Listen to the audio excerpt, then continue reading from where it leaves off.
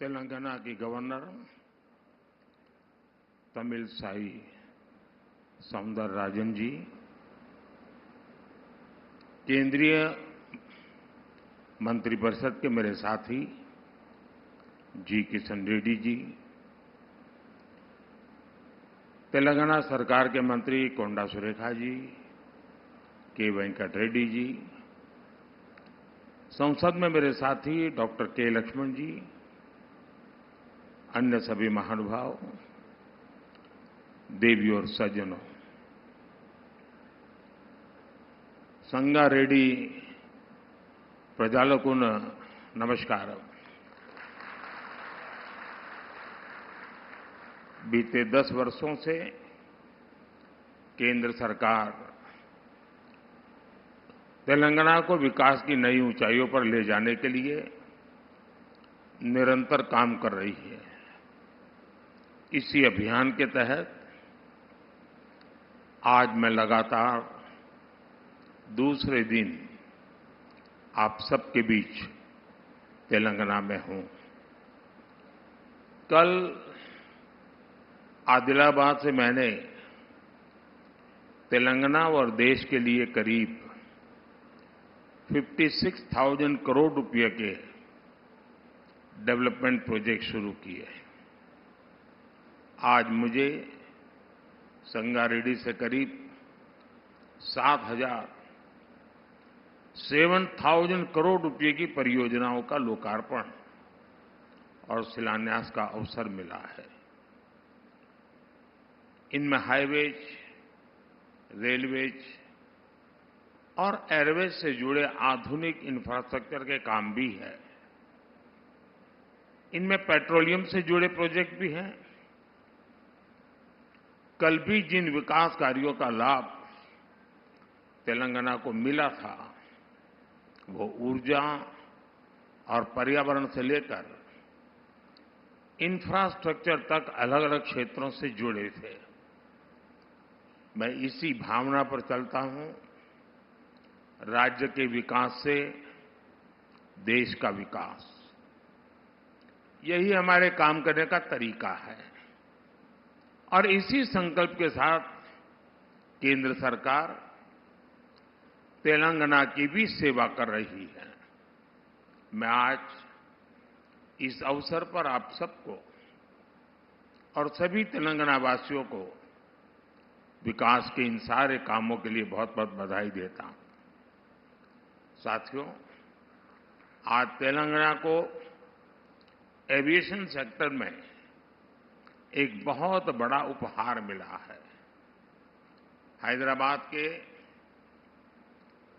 Begumpet airport पर civil aviation research organisation यानी कारो की स्थापना की गई है।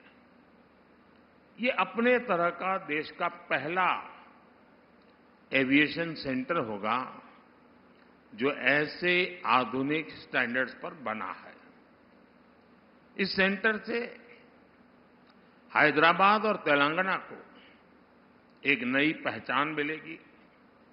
इससे तेलंगाना के युवाओं के लिए एविएशन सेक्टर में नई उड़ान के रास्ते खुलेंगे।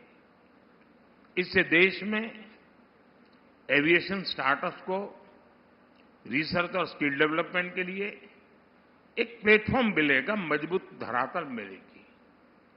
आज भारत में जिस तरह एविएशन सेक्टर नए रिकॉर्ड बना रहा है, जिस तरह पिछले 10 वर्षों में देश के एयरपोर्ट की संख्या 2 गुनी हुई है, जिस तरह इस सेक्टर में रोजगार के नए अवसर बन रहे हैं, इन सभी संभावनाओं के विस्तार में हैदराबाद का यह आधुनिक संस्थान अहम भूमिका निभाएगा।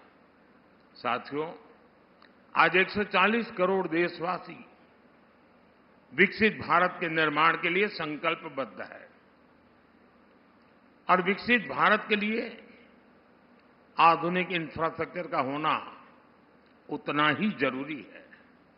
इसलिए इस साल के बजट में हमने इंफ्रास्ट्रक्चर के लिए 11 लाख करोड़ रुपए दिए हैं। हमारा प्रयास है कि तेलंगाना को इसका ज्यादा से ज्यादा लाभ मिले। आज इंदौर, हैदराबाद इकोनॉमिक कॉरिडोर के एक महत्वपूर्ण हिस्से के रूप में नेशनल हाईवे का विस्तार हुआ है।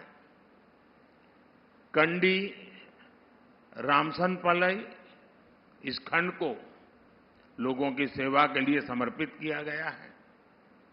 इसी तरह मरियालगुड़ा कोडाड इस खंड को भी पूरा किया गया है। इससे तेलंगाना और आंध्र प्रदेश के बीच लोगों को आने जाने की सुविधा होगी। इससे सीमेंट और कृषि से जुड़े उद्योगों को भी फायदा होगा। आज यहां संगारेड्डी से मादिनागुड़ा को जोड़ने वाले नेशनल हाईवे की भी आधारशिला रखी गई है।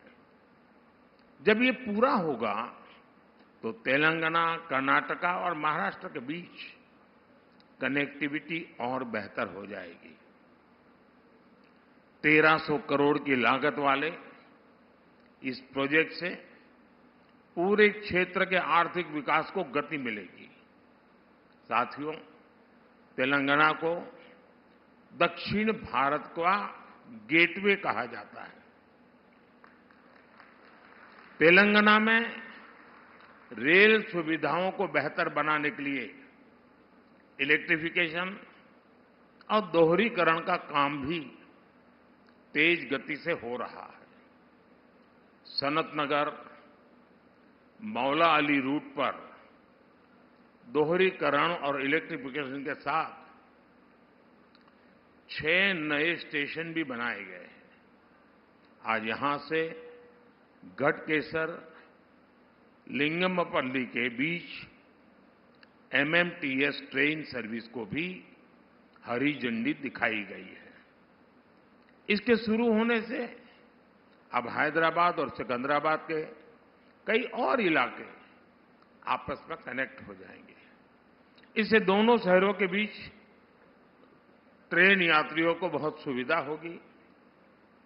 साथियों, आज मुझे पारादीप हैदराबाद पाइपलाइन प्रोजेक्ट को भी देश को समर्पित करने का सौभाग्य मिला है।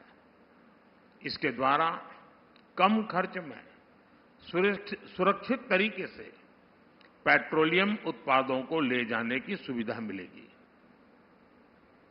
ये प्रोजेक्ट सस्टेनेबल डेवलपमेंट के हमारे संकल्प को मजबूती देगा। आने वाले समय में विकसित तेलंगाना से विकसित भारत, इस अभियान को हम और गति देंगे। साथियों, ये छोटा सा सरकारी कार्यक्रम यहां पूर्ण हो रहा है। मैं अभी पास में ही जनता जनार्दन के बीच जाऊंगा। वहां भी लोग बहुत कुछ इन विषयों में सुनना चाहते हैं। मैं कुछ बातें विस्तार से वहां पर अभी 10 मिनट के बाद जनसभा में रखूंगा, लेकिन अभी के लिए इतना ही। और आप सभी को मेरी तरफ से बहुत बहुत शुभकामनाएं। धन्यवाद। दक्षिण भारत मुखद्वारమైన తెలంగాణ అభివృద్ధి వల్లే